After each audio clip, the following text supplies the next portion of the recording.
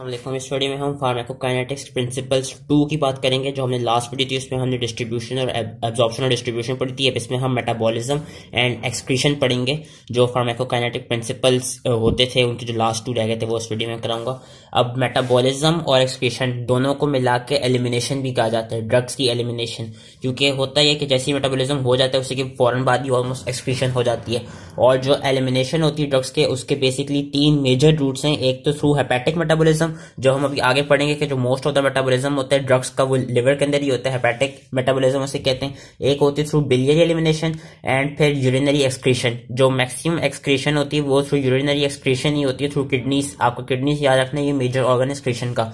तो काइनेटिक्स में थोड़ी देर बाद में बताता हूँ। सबसे पहले मेटाबॉलिज्म की रिएक्शंस की बात कर लेते हैं। 2 तरह के रिएक्शंस होते हैं ड्रग मेटाबॉलिज्म में जो लिवर्स में यूजुअली होते हैं, फेज 1 एंड फेज 2। होता क्या है कि सिंस आपके जो ड्रग्स होते हैं, अब इफ दे आर लाइपोफिलिक तो देयर इज अ चांस कि वो किडनी से सही से आपका एलिमिनेट ना हो सकें, कि जब वो किडनी के पास जाएं तो वहां से जो डिस्टल कॉन्वोल्यूट ट्यूब्यूल है वहां से रीअब्सॉर्ब हो जाएं। तो इसलिए इनको ये कहते हैं मेटाबोलाइज किया जाता है, ताकि इनको हाइड्रोफिलिक बना दिया जाए। और जब हाइड्रोफिलिक बना दी जाएंगे तो फिर ये इजीली किडनी से एक्सक्रीट आउट हो सकते हैं। तो इसके लिए 2 रिएक्शंस होते हैं, फेज 1 एंड फेज 2। होता क्या, सबसे पहले हम फेज 1 की बात करते हैं कि इन्होंने दिखाया है कि phase 1 reactions they consist of oxidation, reduction या हाइड्रोलिसिस। और इसमें बेसिकली फेज 1 रिएक्शन में ड्रग को हाइड्रोफिलिक बनाया जाता है। ड्रग को हाइड्रोफिलिक बनाते कैसे हैं, उसमें या तो हाइड्रोक्सिल ग्रुप ऐड कर दी जाती है या उसमें माइन ग्रुप ऐड कर दी जाती है। जो पोलर फंक्शनल ग्रुप्स होती है ना उनको ऐड कर दिया जाता है, या कुछ एक तो या तो इनको मतलब इंट्रोड्यूस करा दिया जाता है, या कुछ ऐसी जो ग्रुप्स होती जो पोलर ऐसा हो कि ड्रग्स हो उनके पास पोलर ग्रुप्स ऑलरेडी हों लेकिन वो मास्क हुई हो तो उनको अनमास्क करा दिया जाता है, ताकि जो ड्रग्स हैं वो हाइड्रोफिलिक बन जाएं। एंड ये होता के थ्रू, ये होता है इन रिएक्शंस के थ्रू है, ऑक्सीडेशन, रिडक्शन, हाइड्रोलिसिस। और कौन से एंजाइम्स कराते हैं, usually they are catalyzed by the enzymes of cytochrome P450 system. ये वाले एंजाइम याद रखना है, साइटोक्रोम P450 सिस्टम। मैक्सिमम जो ड्रग्स होते हैं वो इन्हीं एंजाइम्स को यूज करते हैं। ये माइक्रोसोमल एंजाइम्स होते हैं और इन्हीं के थ्रू ड्रग्स आपका जो है वो मेटाबोलाइज हो जाता है। मेटाबॉलिज्म ये होता है कि वो बेसिकली हाइड्रोफिलिक फॉर्म में बना दिए जाते हैं। इन जो एंजाइम्स हैं इनका नोमेनक्लेचर हमें याद करने की जरूरत नहीं है, और हमको ये पता होना चाहिए कि ये क्या कहते हैं, there are wide varieties of these enzymes and there different types of isozymes of cytochrome P450 system. इसमें बस जो एक एंजाइम याद रखना है हमने, जो हमारी इंपॉर्टेंस का है, वो है साइटोक्रोम P450। ये वाला CYP3 है वो। ये वाला इंपॉर्टेंट क्यों है, ये वाला इंपॉर्टेंट इसलिए क्योंकि जो सबसे ज्यादा अबाउट 30% जो ड्रग के मेटाबॉलिज्म कराते हैं ना वो यही वाला आपका एंजाइम कराता है। जो यूजुअली इंटेस्टाइनल म्यूकोजा में फाउंड किया जाता है और लिवर सेल्स में भी फाउंड किया जाता है। इस एंजाइम की बस ये खास बात याद रखनी है कि ये काफी जितने भी ड्रग्स हैं उनका 30% मेटाबॉलिज्म जो कराता है वो यही कराता है। तो इसकी बस ये खास बात रखनी है और ये वाला एंजाइम याद रखना होगा।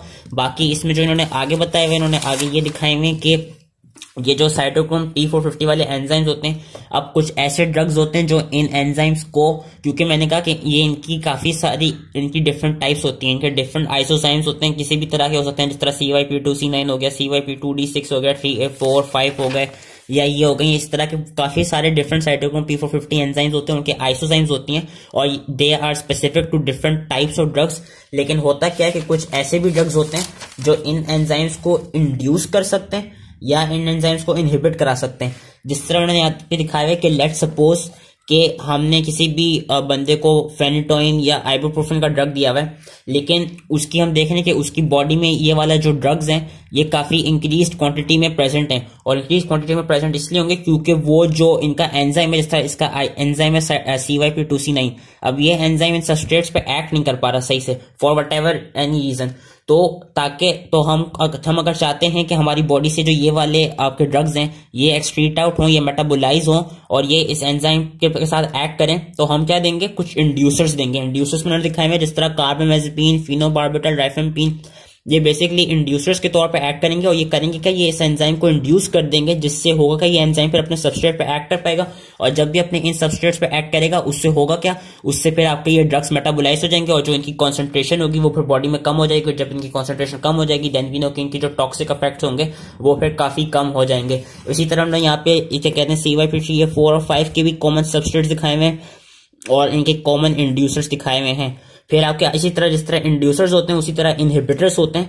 इनहिबिटर्स में इन्होंने इस तरह टेबुलर फॉर्म में कोई एग्जांपल नहीं दी हुई, लेकिन यहाँ पे बताई हुई है इसमें इनहिबिटर में जो सबसे इंपॉर्टेंट और सबसे जो पोटेंट इनहिबिटर है ना, वो होती है ओमिप्राजोल, जो आपके पोटेंट पंप इनहिबिटर्स होते हैं। और ये किसके इनहिबिटर होते हैं? ये होते हैं इनहिबिटर्स उन साइटोक्रोम P450 आइसोजाइम्स के जो वारफेरिन के मेटाबॉलिज्म में यूज होते हैं। और ये काफी डेंजरस क्यों होते हैं? काफी डेंजरस इसलिए होते हैं क्योंकि वारफेरिन जो होती है बेसिकली इट इज क्या कहते हैं, इट इज अ ड्रग जो उन पेशेंट्स को दी जाती है after post MI, heart attack के बाद पेशेंट्स को वारफेरिन दी जाती है। और वारफेरिन का काम ये होता है कि उसके पास ग्रेट एंटी कोगुलेंट इफेक्ट होता है, वो ब्लड क्लॉटिंग को प्रिवेंट कराती है। लेकिन लेट्स सपोज कि ऐसी कंडीशन हो कि हम किसी बंदे को वारफेरिन दे रहे हो और ड्यू टू एनी रीजन हमने उसको ओमिप्राजोल दे दी, जो कि वारफेरिन के एंजाइम का काफी बड़ा इनहिबिटर है। तो उससे होगा क्या कि जो वो ड्रग है वो फिर आपके एंजाइम को इनहिबिट करेगा, और इनहिबिट करने से हो गया एंजाइम सबस्ट्रेट पे एक्ट नहीं कर पाएगा। और जब एंजाइम सबस्ट्रेट पे एक्ट नहीं कर पाएगा तो ये देखा गया कि उस ड्रग की जिस पे एंजाइम ने एक्ट करना था, जिस तरह वारफेरिन पे इस एंजाइम ने एक्ट करना था, इस वाले एंजाइम ने एक्ट करना था, अब ये एक्ट नहीं कर पा रहा, तो होगा क्या, वारफेरिन की कॉन्सेंट्रेशन बॉडी में बढ़ने लगेगी। जब वारफेरिन की कॉन्सेंट्रेशन बॉडी में बढ़ने लगेगी तो फिर उसकी टॉक्सिक इफेक्ट्स देखे जाएंगे। और उसका क्या कहते हैं मोस्ट इंपॉर्टेंट टॉक्सिक इफेक्ट क्या है? उसका टॉक्सिक इफेक्ट यही कि सिंस उसके पास ग्रेटर एंटी कोगुलेंट इफेक्ट होता है, तो उससे होगा क्या कि आपकी बॉडी के अंदर इंक्रीज ब्लीडिंग शुरू हो जाएगी, आइदर इंटरनल और एक्सटर्नल, और इंक्रीज रिस्क ऑफ ब्लीडिंग क्यों होगा? क्योंकि जो ब्लड क्लॉट्स होंगे जिन्होंने यूजली बनना होता है वो बन नहीं पा रहे होंगे। वो बन क्यों नहीं पा रहे होंगे? क्योंकि वारफेरिन की जो कॉन्सेंट्रेशन होगी वो बड़ी भी होगी। तो इसलिए जो ये बस साइटोक्रोम P450 सिस्टम है, बस आपने ये याद रखना है कि ये मोस्ट इंपॉर्टेंट है। इसमें से सबसे इंपॉर्टेंट जो है वो CYP3A4 है, जो कि 30% मेटाबॉलिज्म को अकाउंट करता है, और ये आपका फेज 1 मेटाबॉलिज्म में क्या कहते हैं यूज होता है। लेकिन ये याद रखना है कि सारे ड्रग्स फेज 1 मेटाबॉलिज्म में इस एंजाइम्स को यूज नहीं करते। कुछ रिएक्शंस ऐसे होते हैं जो साइटोक्रोम P450 सिस्टम के अलावा डिफरेंट एंजाइम्स को यूज करते हैं। जिस तरह ने यहाँ पे एग्जांपल दी हुई है कि जो अमाइन ऑक्सीडेशन होती है, या अल्कोहल डिहाइड्रोजिनेशन होती है एथेनॉल की, या एस्ट्रेसिस जैसे रिएक्शन, या हाइड्रोलिसिस जो होते हैं इन ड्रग्स की, एस्पिरिन की फॉर एग्जांपल एस्ट्रेसिस को चेक करते हैं। तो ये वाले जो ड्रग्स हैं ये साइटोक्रोम P450 सिस्टम को यूज नहीं करते। ठीक है, वैसे most of the drugs use है, लेकिन सम जो रिएक्शन हैं जिसमें हमने याद रखनी है amine oxidation, alcohol dehydrogenation, esterases and hydrolysis, तो इस तरह के रिएक्शंस भी बॉडी में हो सकते हैं। ये तो थी फेज 1 की। अब होता क्या है कि मैंने कहा था फेज 1 हम इसलिए करते हैं ताकि ड्रग को हम हाइड्रोफिलिक बना दें, लेकिन होता ये कि इस फेज 1 रिएक्शन के बाद भी आपका जो ड्रग होता है वो इतना हाइड्रोफिलिक नहीं बन पाता कि वो सही से एक्सक्रीट आउट हो सके। तो फिर उस ड्रग की होती है कॉन्जुगेशन, एंड वो कॉन्जुगेशन, और हाँ एक और चीज मैं बताना भूल गया कि जरूरी नहीं है कि फेज 1 के बाद जो वो ड्रग है वो इनएक्टिव बन जाए। मतलब ये हो सकता है कि कोई ड्रग फेज 1 रिएक्शन में जाए, तो फेज 1 रिएक्शन में होने के बाद या तो वो ड्रग आपका फर्दर एक्टिवेट हो सकता है, या वो ड्रग जो उसकी फॉर्म होगी अनचेंज रहेगी, या जो वो ड्रग होगा इनएक्टिवेट हो जाएगा। तो मतलब ये तीनों पॉसिबिलिटीज हैं। लेकिन होता क्या है कि जब कोई भी आपका ड्रग हो वो डायरेक्टली फेज 2 में गया हो या फेज 1 से फेज 2 में गया हो, फेज 2 में हमेशा याद रखना है कॉन्जुगेशन होगी। कॉन्जुगेशन कौन कराएगा? एंडोजीनस सबस्ट्रेट्स कराएंगे, और इसमें आपका मोस्ट इंपॉर्टेंट आ जाता है ग्लूकोक्रोनिक एसिड, बाकी एसिटिक एसिड, सल्फ्यूरिक एसिड, ये कंपाउंड्स आपकी कॉन्जुगेशन कराते हैं जिससे वो फर्दर ड्रग को हाइड्रोफिलिक बना देते हैं। एंड फेज 2 में याद रखना है कि फेज 2 में हमेशा ड्रग जो है वो थेराप्यूटिकली इनएक्टिव कर दिया जाएगा। फेज 1 में देयर इज अ चांस कि इनएक्टिव कर दे, अनचेंज्ड या फर्दर एक्टिवेट हो जाए, लेकिन फेज 2 के बाद हमेशा वो ड्रग इनएक्टिव कर दिया जाएगा एंड वो हाइड्रोफिलिक ज्यादा बना दिया जाएगा, जिससे फिर वो ड्रग इजीली एक्सक्रीट आउट हो जाएगा। और इन्होंने यहाँ पे ये दिखाया है कि लेट सपोज मैंने कहा था कि फेज 1 में हम ये इस तरह की ग्रुप्स ऐड करते हैं ताकि वो हाइड्रोफिलिक बना दे, लेकिन लेट सपोज कोई ऐसा ड्रग हो जिसके पास ऑलरेडी हाइड्रोक्सिल और एमाइन वाली ग्रुप्स हो, तो वो ड्रग्स क्या करेंगे, वो फेज 1 के बजाय डायरेक्टली फेज 2 में चले जाएंगे। और फेज 2 में क्या होगी, उनकी कॉन्जुगेशन होगी। कॉन्जुगेशन के लिए मैंने कहा सबसे इंपॉर्टेंट कंपाउंड कौन सा है आपका, ग्लूकुरोनिक एसिड या सल्फ्यूरिक एसिड या एसिटिक एसिड। और ये क्या करेंगे, उनको फर्दर वाटर सॉल्युबल बना देंगे। जब वो फर्दर वाटर सॉल्युबल बना देंगे तो फिर वो इजीली एक्सक्रीट आउट हो सकते हैं। So this was all related to your metabolism. और मेटाबॉलिज्म का बस ये याद रखना है कि फेज 2 में जो मॉर्फिन होती है, मॉर्फिन जब फेज 2 रिएक्शन में जाती है तो जो उसकी जो कॉन्जुगेशन होती है इससे वो थेराप्यूटिकली इनएक्टिव नहीं होती, बल्कि वो फर्दर पोटेंट बन जाती है, फर्दर एक्टिवेट हो जाती है। बाकी जितने भी ड्रग्स हैं वो थेराप्यूटिकली इनएक्टिव हो जाएंगे। सिर्फ मॉर्फिन होती है, मॉर्फिन क्या कहते हैं, मॉर्फिन से ग्लूकुरोनाइड में कन्वर्ट हो जाती है, जो कि ज्यादा पोटेंट, ज्यादा एक्टिवेटेड फॉर्म होती है। फिर मैंने कहा था काइनेटिक्स। काइनेटिक्स बेसिकली ये है कि आपके हाउ द ड्रग्स रिएक्ट्स, के उसका जो ड्रग का मेटाबॉलिज्म है, जो रेट ऑफ ड्रग मेटाबॉलिज्म है वो किस तरह क्या कहते हैं वो करेगा, उसका रिलेशनशिप किस तरह होता है डोज ऑफ ड्रग के साथ। जितने भी ड्रग्स होते हैं ना आपके, मोस्ट ऑफ द ड्रग्स, उनका जो रिलेशनशिप है वो ये होता है कि जैसे ही हम उनकी डोज बढ़ाएंगे तो जो उनका रेट ऑफ ड्रग मेटाबॉलिज्म है वो कॉन्स्टेंटली इंक्रीज करेगा, क्योंकि यही क्या कहते हैं नॉर्मली होता है। क्योंकि जो इस तरह के ड्रग्स होंगे वो हम कहते हैं कि वो फर्स्ट ऑर्डर काइनेटिक्स को फॉलो करते हैं, कि it is linear type of kinetics के। उसमें बेसिकली ये देखा गया है कि जो रेट ऑफ ड्रग मेटाबॉलिज्म है और जो उनकी एलिमिनेशन है, it is directly proportional to the concentration of free drug and first order kinetics is observed. इसका क्या मतलब है कि constant fraction of drug is metabolised per unit time, कि with each half life their concentration decreases by 50%, जो कि अमूमन होना चाहिए। जिस तरह ने यहाँ पे दिखाया हुआ है कि जैसे ही आप डोज ऑफ ड्रग बना रहे हैं, डोज ऑफ ड्रग बढ़ा रहे हैं किसी भी ड्रग की, तो उससे हो क्या रहा है कि जो उसकी हाफ लाइफ है वो कांस्टेंट रहेगी।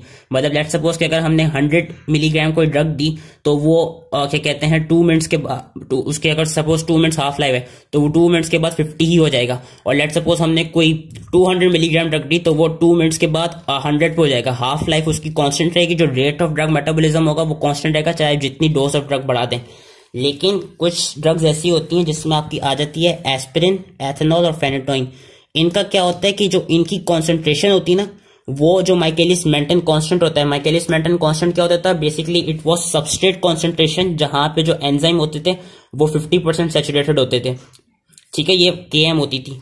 कुछ ड्रग्स ऐसे होते हैं जिस तरह एस्पिरिन, एथेनॉल और फेनेटोइन, इनकी जो कॉन्सेंट्रेशन होती है वो माइकेलिस मेंटन कांस्टेंट से इतनी ज्यादा होती है, जिसकी वजह से जो ये वाला फॉर्मूला है रेट ऑफ ड्रग मेटाबॉलिज्म का, उस पर हम देख सकते हैं कि वो इक्वल हो जाते हैं वीमैक्स के। वीमैक्स क्या होती है, वो एंजाइम की वो पॉइंट होता है जहां पे एंजाइम्स काफी ज्यादा सैचुरेटेड होते हैं। तो जो जीरो ऑर्डर काइनेटिक्स है, जो नॉन लीनियर काइनेटिक्स है, इन ड्रग्स के लिए एस्पिरिन, एथेनॉल, फेनेटोइन के लिए ये देखा गया, जिस तरह यहाँ पे दिखाया हुआ भी है, कि इनकी डोज आप जितनी बढ़ा भी देंगे ना, उससे जो रेट ऑफ ड्रग मेटाबॉलिज्म है उस पर कोई फर्क नहीं पड़ना, क्योंकि जो एंजाइम्स होते हैं वो फुली सैचुरेटेड हुए होंगे इनकी डोज बढ़ाने से। उसकी वजह से जो इसमें जो देखा जाएगा, उसमें ये देखा जाएगा कि जो इसमें कांस्टेंट अमाउंट ऑफ ड्रग जो होगी वो मेटाबोलाइज हो रही होगी पर यूनिट टाइम, यानी कि इसमें जो वो होगी हाफ लाइफ होगी वो कांस्टेंट नहीं होगी। मतलब ये कि लेट्स सपोज हमने एस्पिरिन अगर 200 मिलीग्राम से 400 मिलीग्राम कर दी, या 800 मिलीग्राम कर दी, या 1 किलोग्राम भी किसी को एस्पिरिन दे दी, तो जो उसका रेट ऑफ ड्रग मेटाबॉलिज्म है वो एक कांस्टेंट ही रहेगा, वो जो वीमैक्स होगी उसी के बराबर रहेगा। क्यों? क्योंकि इसमें देखा गया है कि जीरो ऑर्डर काइनेटिक्स में आपके जो एंजाइम होते हैं वो आपके सैचुरेबल हुए होते हैं। फर्स्ट ऑर्डर काइनेटिक्स में सैचुरेशन है वो नहीं देखी जाती, वेयर जीरो ऑर्डर काइनेटिक्स में सैचुरेशन देखी जाती है। सो दैट वाज एक पॉइंट, क्योंकि जो जीरो ऑर्डर काइनेटिक्स है उसका rate of drug metabolism is equals to the V max, whereas जो आपकी फर्स्ट ऑर्डर काइनेटिक्स में उसमें हमने देखा गया कि रेट ऑफ ड्रग मेटाबॉलिज्म का फॉर्मूला ये है कि V max into concentration of drug divided by Michaelis Menten constant. तो बस ये काइनेटिक्स थी, आई होप इजीली समझ में आ गया। और लास्टली आपकी आ जाती है एक्सक्रीशन। एक्सक्रीशन वही है जो हम नॉर्मल फिजियोलॉजी में कर चुके हैं। वी नो का एक्सक्रीटरी जो ऑर्गन है मेन वो है किडनी, एंड इसका ये देखा गया है कि कौन से फैक्टर्स पे डिपेंड करती है। सबसे बड़ा आपका ये लिपिड सॉल्युबिलिटी पे और एंड के प्लाज्मा प्रोटीन बाइंडिंग पे। लेट्स सपोज अगर तो कोई भी फ्री ड्रग आ रहा होगा तो वो इजीली जीएफआर से आपका क्या कहते हैं जो उसकी बेसमेंट मेम्ब्रेन है उसको क्रॉस कर लेगा और ग्लोमेरुलर फिल्ट्रेट में आ जाएगा। वेयरएज कोई ऐसा ड्रग जो एल्ब्यूमिन के साथ बाउंड हुआ वो जो ग्लोमेरुलर बेसमेंट मेम्ब्रेन है उसको पास नहीं कर पाएगा। क्यों नहीं कर पाएगा? यूं नहीं कर पाएगा क्योंकि हमें पता है एल्ब्यूमिन प्रोटीन होती है and protein never passes the basement membrane of drug. तो इसलिए ये देखा गया कि जो वो ड्रग्स जो फ्री ड्रग अगर हम देंगे तो वो इजीली जीएफआर को क्रॉस कर लेंगे या फिर एक्सक्रीट आउट हो जाएंगे। वेयरएज अगर कोई एल्ब्यूमिन के साथ बाउंड हुआ हो तो वो ड्रग आपका जीएफआर को क्रॉस नहीं कर पाएगा। फिर proximal tubular secretion. Let's suppose कोई ड्रग किसी का मोलिकुलर साइज बहुत बड़ा हो तो वो जो ग्लोमेरुलर मेम्ब्रेन उसको क्रॉस ना कर सका हो, फिर वो आगे जाएगा, लेकिन देयर इज अ चांस कि वो एक्टिवली सेक्रीट हो जाए प्रॉक्सिमल ट्यूब्यूल वाले पार्ट पे। ये भी आपका एलिमिनेशन को डिटरमिन करती है कि बेसिकली कोई भी ड्रग हो, वेदर इट्स एन एनाइन या कैटाइन, उनके लिए क्या कहते हैं आपके energy requiring active transport systems हैं जिनके थ्रू वो इजीली सेक्रीट हो सकते हैं प्रॉक्सिमल ट्यूब्यूल्स में। जिस तरह उन्होंने दिखाया हुआ है कि एनाइंस के लिए जिस तरह deprotonated form of weak acids के लिए भी different energy requiring active transport system है, और जो कैटाइंस हैं for example protonated forms of weak bases उनके लिए भी different energy requiring active transport system है जिनके थ्रू वो इजीली क्रॉस कर देंगे प्रॉक्सिमल ट्यूब्यूल्स को और आपकी जो ल्यूमेन है उसमें आ जाएंगे, फिर इजीली एक्सक्रीट आउट हो जाएंगे। Last is distal tubular reabsorption। मैंने कहा था कि कोई भी ड्रग अगर लाइपोफिलिक होगा तो वो इजीली रिएब्सॉर्ब हो सकता है, लेकिन लेट्स सपोज कि यहाँ पे कोई आपका ड्रग हो जो कि हमें पता है कि वो पैसिवली रिएब्सॉर्ब हो सकता है क्योंकि वो लाइपोफिलिक हो या वो अनचार्ज्ड हो, तो हम क्या कर सकते हैं, हम जो यूरिन है उसकी एसिडिटी को या उसकी एल्कलिनिटी को मैनिपुलेट कर सकते हैं। कैसे कि लेट्स सपोज हमने किसी भी पेशेंट को फिनोबार्बिटल दिया हुआ है। अब फिनोबार्बिटल जो है वो वीक एसिड है और लेट्स सपोज कि उसके अंदर वो फिनोबार्बिटल ज्यादा से ज्यादा प्रोड्यूस हुआ है और हम चाह रहे हैं कि वो एक्सक्रीट आउट हो जाए, तो उसको हम एक्सक्रीट आउट कैसे करेंगे? वो वीक एसिड है तो हम कोई एल्कलाइन दे देंगे उस पेशेंट को। एल्कलाइन में आपको सोडियम बाइकार्बोनेट मोस्ट इंपॉर्टेंट आ जाता है। जब हम एल्कलाइन देंगे तो उससे होगा क्या कि जो एल्कलाइन है वो वीक एसिड के साथ जाके उसको जो फिनोबार्बिटल है उसको आयोनाइज कर देगा। जब वो उसको आयोनाइज कर देगा उससे होगा क्या कि वो जो लिपिड सोल्यूबल ड्रग है वो फिर इजीली एब्जॉर्ब नहीं होगा और वो इजीली यूरिन से एक्सक्रीट आउट हो जाएगा। तो ये जो फिनोमेना होता है जिसमें हम यूरिन की उसकी पीएच को मैनिपुलेट कर देते हैं कि अगर लेट्स सपोज कि जो वीक एसिड है उसकी कोई एसिड हम ड्रग दिया हुआ है उसकी हमने एक्सक्रीशन के लिए पर्सन को एल्कलाइन चीज दे दी, या अगर कोई एल्कलाइन ड्रग बॉडी में और उसकी एक्सक्रीशन के लिए हमने कोई एसिडिक चीज दे दी, तो इस फिनोमेना को कहा जाता है आयन ट्रैपिंग। ये एक चीज थी एंड इसी तरह स्ट्रेट आउट हो जाता है। बाकी जो एक्सक्रीशन होती है ड्रग्स की टू माइनर एक्सटेंट वो आपकी सलाइवा, टेयर्स, हेयर्स से भी हो सकती है एंड आपकी जो एक्सक्रीशन होती है ड्रग्स की वो थ्रू इंटेस्टाइन से भी हो सकती है, बाइल भी हो सकती है, थ्रू ब्रेस्ट मिल्क भी हो सकती है। ब्रेस्ट मिल्क का ये देखा गया कि देयर इज अ चांस कि आपका जो ड्रग है वो इन्फेंट में थ्रू ब्रेस्ट मिल्क चला जाए। अगर किसी भी जो प्रेग्नेंट जो लैक्टेटिंग फीमेल है अगर वो कोई ड्रग ले लियो तो देयर इज अ चांस कि उसके ब्रेस्ट मिल्क में वो आ जाए, वो फिर इन्फेंट पे जा सकता है, वो वहां पे जाके कोई अनडिजायरेबल इफेक्ट्स प्रोड्यूस कर दे इन्फेंट पे। टोटल बॉडी क्लियरेंस है वो इसका फॉर्मूला ये दिखाया हुआ है कि ड्रग्स की क्लियरेंस कैसे होती है। जो मोस्ट इंपॉर्टेंट है वो हेपेटिक और रीनल। हेपेटिक से हमें पता है कि वो मेटाबॉलिज्म के थ्रू, फिर वो बिलियरी एलिमिनेशन के थ्रू आपका ड्रग एक्सक्रीट हो जाता है। रीनल में वही नॉर्मल रीनल एक्सक्रीशन आ गई। पल्मोनरी का भी देखा गया कि कुछ जो एनेस्थेटिक ड्रग्स होते हैं वो थ्रू एक्सपायरेशन आपके बॉडी से रिलीज हो सकते हैं और अदर में सारे वही फैक्टर्स आ जाते हैं। आपके स्वेट से हो गया, सलाइवा से हो गया, टेयर से हो गया, हेयर या स्किन से हो गया, उससे भी आपका जो ड्रग होता है वो एक्सक्रीट आउट हो सकता है। और lastly clinical situation resulting in changes drug half life. अच्छा लेट्स सपोज कि कोई भी ऐसी कंडीशंस हो जिसकी वजह से जो ड्रग है वो आपकी बॉडी में ज्यादा देर तक रह रहा है। जब आपकी बॉडी में वो ज्यादा देर तक ड्रग रहेगा तो उसकी कॉन्सेंट्रेशन बढ़ी भी रहेगी और जब उसकी कॉन्सेंट्रेशन बढ़ी भी रहेगी तो ऑब्वियसली उसकी हाफ लाइफ क्या कहते हैं इंक्रीज हुई भी होगी। तो उस स्टेट्स में हम क्या करेंगे? उस स्टेट्स में हम जो डोसेज दी हुई है उस ड्रग की उस डोसेज को हम कम कर देंगे। और ये किन तरह के सिनारियोस में आ सकती है? ये तब आ सकती है कि लेट्स सपोज कोई ऐसा पेशेंट है जिसका ड्यू टू एन क्या कहते हैं हार्ट फेलियर या ड्यू टू एनी हेमोराज या due to any renal failure उसका क्या कहते हैं जो ब्लड सप्लाई है रीनल और हेपेटिक की वो कम हुई हुई हो, या उसकी जो वो है क्या कहते हैं एबिलिटी है किडनीज की वो कम हुई हुई due to any renal disease, या कोई ऐसी कंडीशंस हो कि लेट्स सपोज कि लिवर इनसफिशिएंट लिवर फेलियर हो गया या सिरोसिस हो गया। इन स्टेट्स में क्या होगा कि इन स्टेट्स में हम जो डोजेज होगी किसी भी ड्रग की वो कम कर देंगे ताकि वो बॉडी से नॉर्मली एक्सक्रीट आउट हो सके। वरना अगर हम उसकी डोजेज नॉर्मल रखेंगे ना तो होगा क्या कि वो इजीली एक्सक्रीट आउट नहीं हो पाएगा। क्यों नहीं हो पाएगा? क्योंकि जब लिवर और किडनी जो आपके मेन एक्सक्रीटरी ऑर्गन्स हैं जब वहां पे कोई प्रॉब्लम आया है तो ऑब्वियसली क्या कहते हैं जो ड्रग है वो एक्सक्रीट आउट नॉर्मली नहीं हो पाएगा, उसकी जो बॉडी में कॉन्सेंट्रेशन होगी वो इंक्रीज होती रहेगी। एंड कुछ फैक्टर्स ऐसे भी होते हैं जिसमें होता क्या है कि आपको जो डोजेज होती है ड्रग की वो इंक्रीज करनी पड़ती है। वो कौन से फैक्टर्स होते हैं कि लेट्स सपोज कि जो हेपेटिक ब्लड फ्लो है और जो किडनी की ब्लड फ्लो है वो ज्यादा इंक्रीज हुई है, या जो ड्रग की वो है प्रोटीन बाइंडिंग फॉर्मेशन है वो कम हुई हुई है, ज्यादा से ज्यादा फ्री ड्रग किडनी के पास जा रहा है, या ड्यू टू एनी रीजन जो मेटाबॉलिज्म में लेवल का वो इंक्रीज हुआ है। उस स्टेट्स में क्या होगा? उस स्टेट्स में हम देखेंगे कि जो ड्रग है आपका वो ज्यादा जल्दी मेटाबोलाइज कर रहे हैं, वो ज्यादा जल्दी बॉडी से एक्सक्रीट आउट हो रहे हैं। तो उन कंडीशंस में हम क्या करेंगे? उन कंडीशंस में जो ड्रग की हाफ लाइफ होगी वो कम हुई भी होगी, तो उस कंडीशंस में जो ड्रग की डोजेज होगी हम उसको बढ़ा देंगे। So that was all related to elimination which is metabolism and excretion. I hope easily ये समझ में आ गया एंड थैंक यू।